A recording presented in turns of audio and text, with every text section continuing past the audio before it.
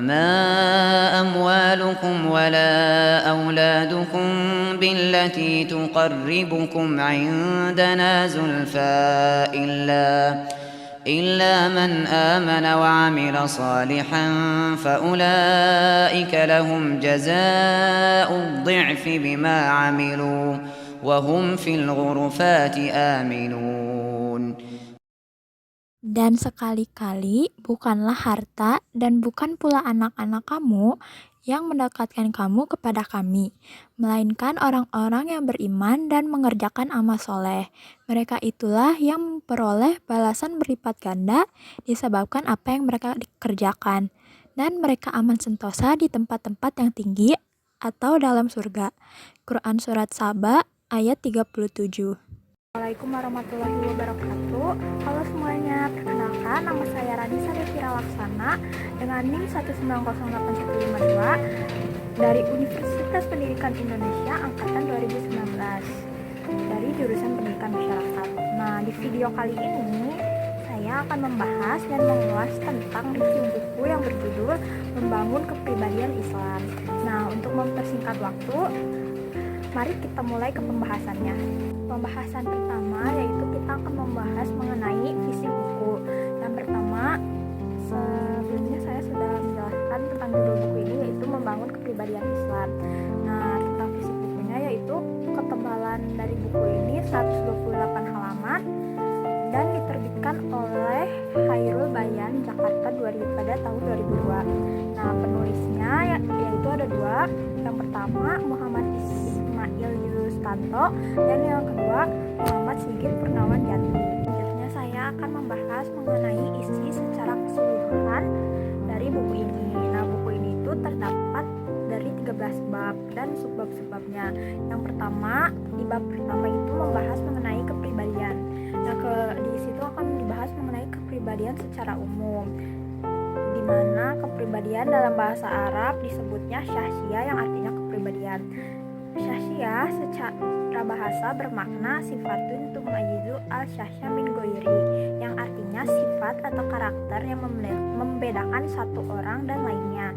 Nah, indikator yang paling tepat dalam menilai tinggi dan rendahnya kualitas kepribadian orang adalah perilaku seseorang setiap harinya dalam berinteraksi di tengah masyarakat. Nah, yang dimaksud perilaku adalah apa yang dilakukan manusia untuk memuaskan segala kebutuhan dan keinginannya, baik kebutuhan jasmani dan nalurinya. Dengan kata lain, perilaku merupakan ekspresi atau ungkapan yang muncul dari adanya kebutuhan jasmani dan naluri pada manusia. Nah, syahsiyah pada manusia itu tersusun dari dua. Yang pertama ahliyah dan nafsiyah. Ahliyah itu apa sih? Ahliyah itu adalah cara berpikir manusia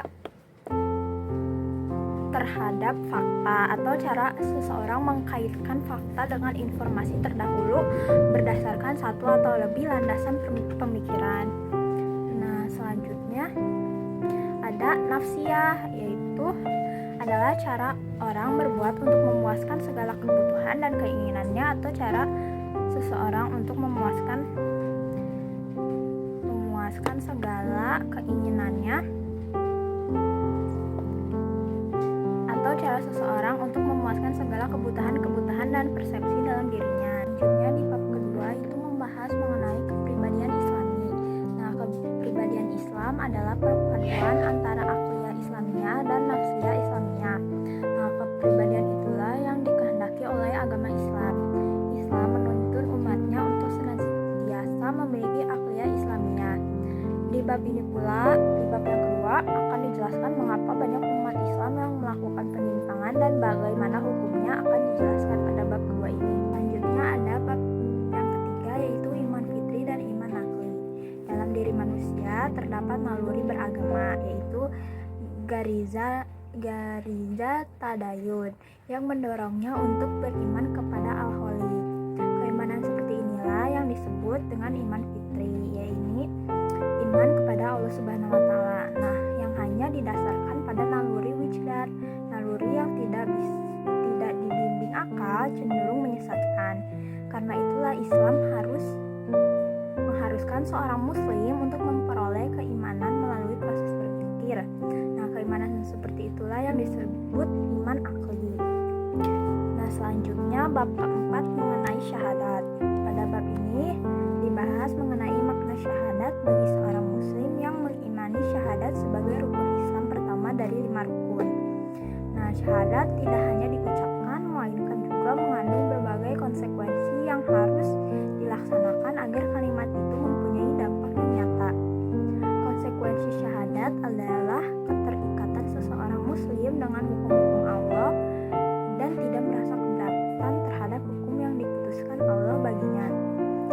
Yang kelima yaitu ada akidah ruhiyah dan akidah sia-sia. Pada bab ini dia bahas mengenai akidah dan iman, bagaimana hubungannya serta pengertian akidah itu sendiri. Kemudian akidah sia-sia dan akidah ruhiyah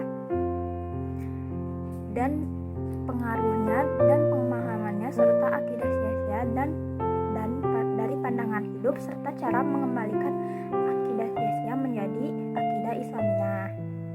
Yang keenam yaitu mengenai Al-Quran Kalamullah.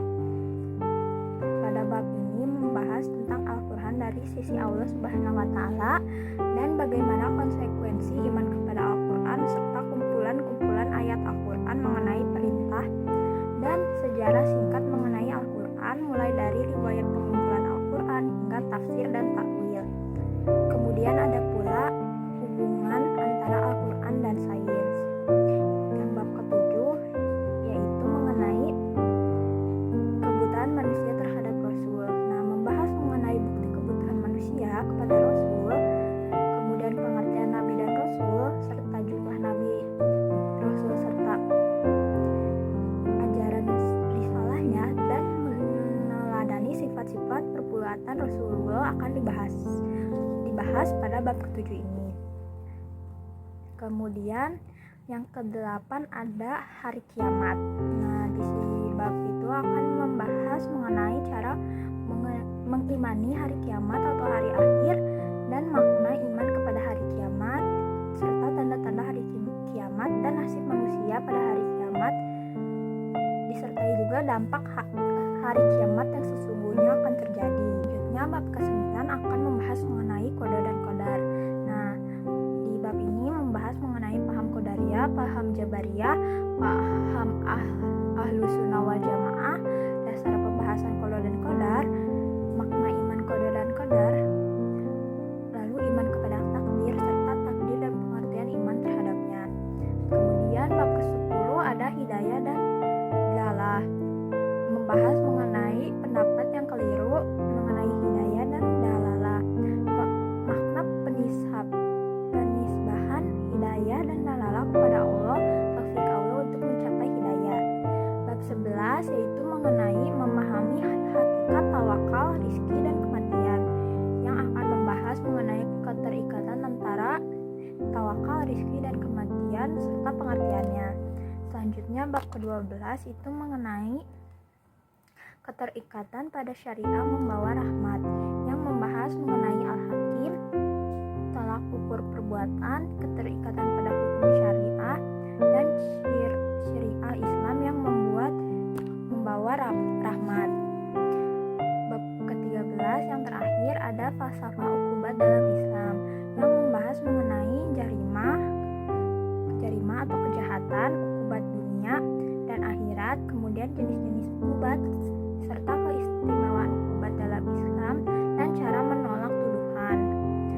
Nah, selanjutnya kita akan memasuki kesimpulan dari buku ini, yaitu cara membangun kepribadian Islam sesuai dengan anjuran dari buku ini, yaitu dengan mengimani rukun Islam dan memahami hakikat syariah dan ukubat sesuai dengan ajaran Islam.